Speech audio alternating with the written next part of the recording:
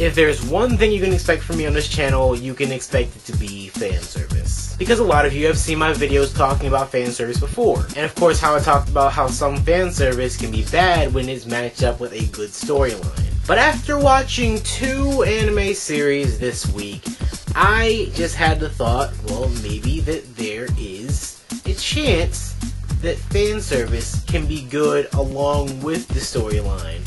And by good, I mean very good. So instead of just calling this good fan service, because, I mean, there's a lot of good fan service. Even this fan service you think is bad, it's still good.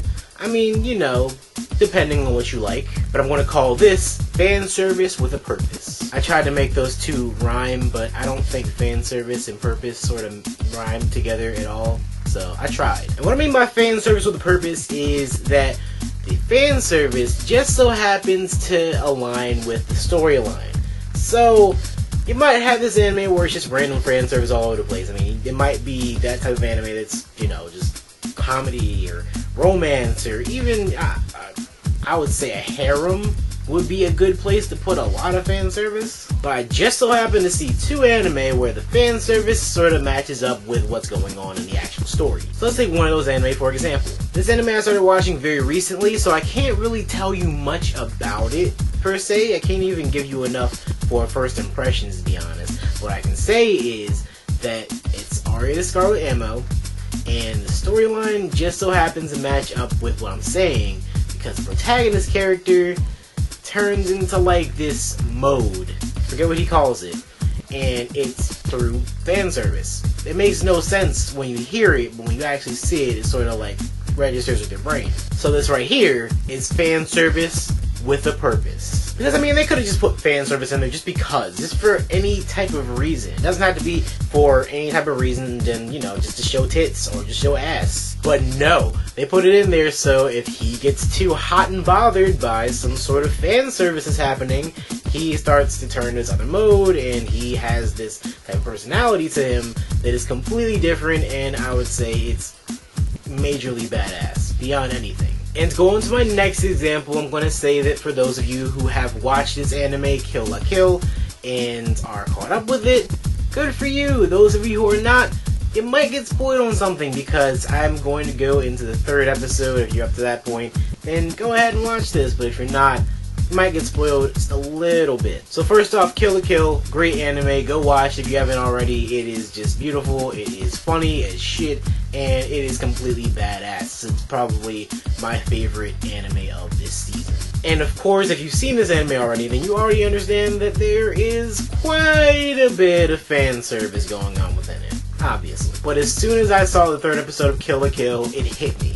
This fan service makes sense now. I mean, regardless, I wouldn't care. I mean, it's a great anime even if it doesn't make any sense with this one little tidbit. I'm just saying, just go watch it. So to keep this as low on spoilers as possible, I'm going to relate this back to Sailor Moon, which you can relate it back to Sailor Moon for this one part. So the main character of Kill la Kill is somewhat like Sailor Moon in the way that she goes through this entire transformation process to get changed into different clothing, and this different clothing is, let's just say, a little bit more revealing than her regular clothing.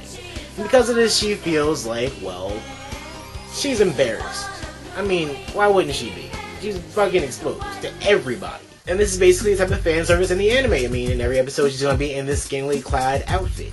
So in the 3rd episode, she realizes, maybe I should embrace the fact that I'm barely wearing anything. Maybe I should just take in the fact that I am naked. I am just out here for everybody to see. And for some reason, that goes on with the story. And because she's out there and naked and she's feeling confident in herself, she gets more powered up and she's just bursting with power.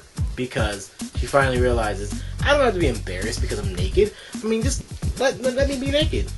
I can do that. Fan service everywhere. Everywhere. Because of this, the type of fan service in this anime actually relates back to the story, because hell, she needs to be naked, and she needs to be confident about that shit in order for her to beat people. And that is a great anime, guys.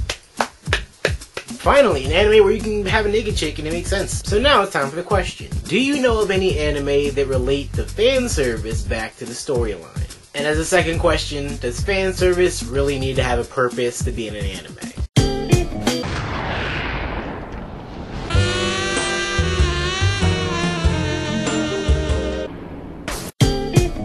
Give me all your thoughts and answers in the comment section down below. So for now, this is me, NextLevelOtaku, saying watch, kill, or kill, and stay gold.